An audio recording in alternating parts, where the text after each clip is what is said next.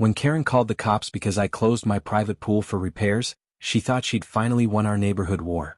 But her false complaint triggered a massive government investigation that backfired spectacularly, leading to criminal charges and a $2.5 million regulatory nightmare. For her, not me. Before watching full story, comment below from where you watching. Also like and subscribe for more stories. The knock on my door came at exactly 7 a.m. on a Monday morning. I opened it to find Officer Davis standing on my porch, looking embarrassed and holding a clipboard. "Mr. Roberts, I'm responding to a complaint about a public safety hazard on your property. Something about blocking access to a community pool?" I stared at him in confusion. "Officer, I don't have a community pool. I have a private ranch pool that I closed yesterday for maintenance." Behind him, I could see Karen Whitfield standing in her driveway across the street, arms crossed, watching our conversation with satisfaction. She'd done it again. "Ma'am called it in as an emergency. Says you're preventing neighborhood kids from accessing their swimming area during a heat wave." I walked Officer Davis to my backyard where my large ranch-style pool sat covered with a safety tarp and surrounded by orange construction cones. The pool had developed a crack in the filtration system, and I'd hired contractors to fix it this week. "Officer, this is my private pool on my private property. I closed it for repairs because it's not safe to swim in right now." He nodded, making notes. "That's what I figured, but the complainant was very insistent that this was a community facility. Karen Whitfield has been convinced for 2 years that my pool is somehow public property because neighborhood kids used to swim here when I hosted parties. But it's always been my private pool." Officer Davis sighed. "Sir, I'll file a report stating there's no violation. But I should warn you, this is the 4th false complaint this woman has filed this month. She's wasting city resources." After he left, I stood in my yard staring at the covered pool. This whole mess started when I moved to Oakwood Ranch 2 years ago. The previous owner had left behind a beautiful kidney-shaped pool that became the neighborhood's unofficial gathering spot during my first summer here. I'd enjoyed hosting pool parties and letting kids swim. It built friendships and created a sense of community. But Karen, our self-appointed neighborhood watch commander, had other ideas. She started with small complaints. The music was too loud. Too many cars parked on the street. Kids were being too noisy. She'd call the city, the police, anyone who would listen. When complaints didn't work, she escalated to the HOA. Karen convinced them to pass new rules about private commercial recreation and unauthorized gathering spaces. She claimed my pool parties violated neighborhood covenants. I'd stopped hosting events to keep peace, but Karen wasn't satisfied. She wanted complete control over what happened in our neighborhood, including activities on private property. Now she'd called the cops because I'd closed my own pool for repairs. That afternoon, I called my lawyer, Jennifer Park, who specialized in property law. "Jennifer, I need advice about harassment and false police reports. My neighbor is out of control." "Tom, document everything. False police reports can become criminal charges if there's a pattern." "How many times has she called on you?" I counted on my fingers. 7 times in 6 months. Pool parties, noise complaints, property line disputes, and now claiming my private pool is public property. That's definitely harassment. But Tom, there might be a bigger issue here. Has anyone from the city or county been out to inspect your pool recently? No, why would they? Because if someone's claiming it's a public facility, there could be regulatory implications you're not aware of. Let me make some calls. 2 days later, Jennifer called back with news that made my blood run cold. "Tom, we have a problem. Karen filed a complaint with the county health department claiming you've been operating an unlicensed public swimming facility." "That's insane. It's my backyard pool." "I know, but here's the issue. The health department is required to investigate any complaint about public pools. They're sending an inspector next week." "Jennifer, what happens if they find violations?" Her pause was ominous. "Tom, if they determine you've been operating a public pool without proper permits, licensing and safety equipment, the fines start at $50,000. For serious violations involving children's safety, they can go much higher." My stomach dropped. How much higher? I've seen cases where the state levied millions in penalties for unlicensed public pools, especially if there's evidence of ongoing operation. I hung up and walked to my pool. The innocent kidney-shaped oasis that had brought so much joy was now a potential financial nightmare, all because Karen couldn't stand seeing people have fun. The health inspector arrived on Thursday morning. Margaret Chin was professional but thorough, examining every inch of my pool area with a critical eye. "Mr. Roberts, I need to ask about the operation of this facility. How many people typically use this pool?" It's my private pool. Sometimes I have friends over for barbecues. How often would you say you host these gatherings? I thought carefully. Maybe once or twice a month during summer. Just neighborhood friends and their kids. She made notes. And do you charge admission or fees for pool use? Never. It's just friends coming over. What about safety equipment? Do you have certified lifeguards? For backyard barbecues? No, it's just casual swimming. Margaret continued her inspection, photographing everything. She measured the pool depth, tested water quality, examined the filtration system, and documented the lack of commercial-grade safety equipment.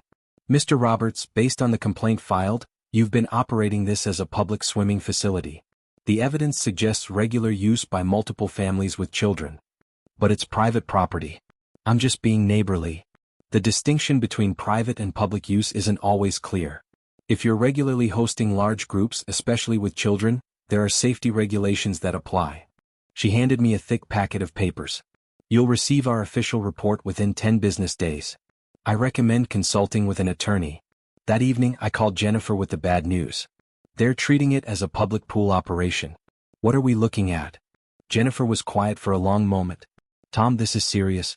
If they classify your pool parties as commercial operation, you're looking at violations for operating without a license, lacking certified lifeguards, missing safety equipment, no emergency protocols, and improper water treatment standards.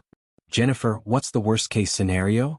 Based on similar cases, if they find willful operation of an unlicensed public pool with safety violations involving minors, the state can levy fines up to $2.5 million. I felt the world spinning.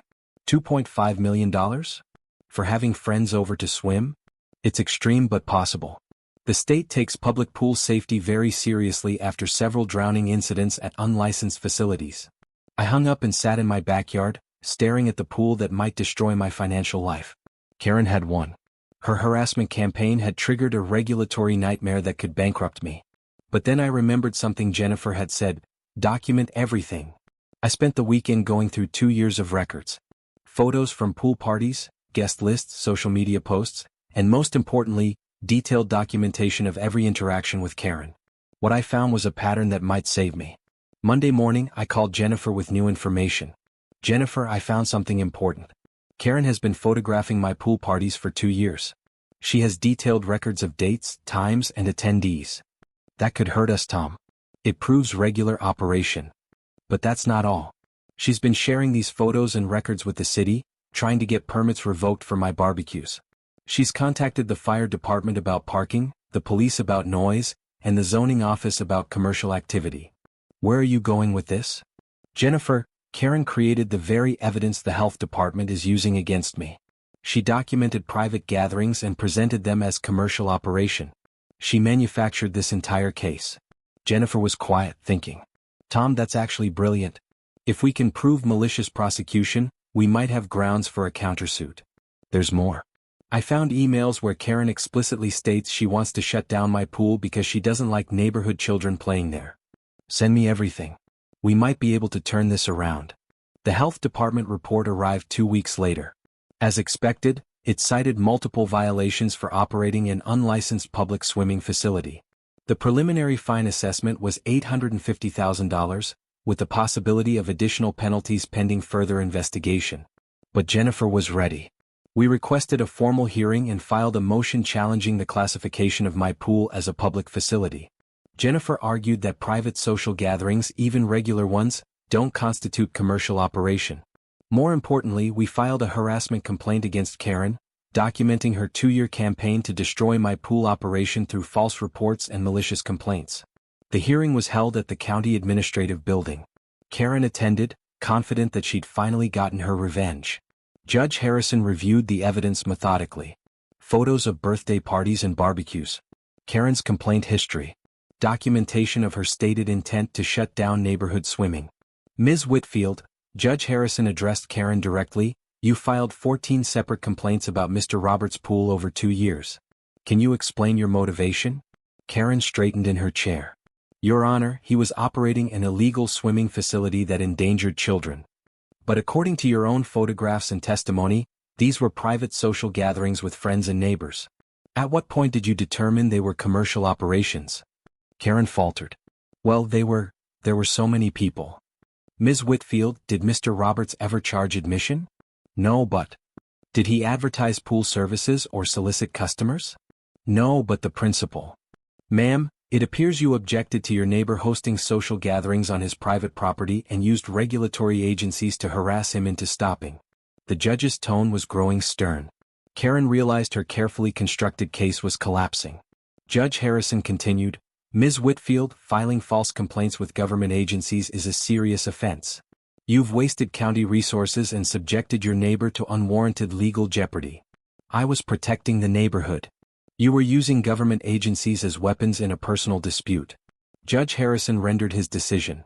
The evidence clearly shows private social use, not commercial operation. Mr. Roberts' pool gatherings were within his rights as a property owner.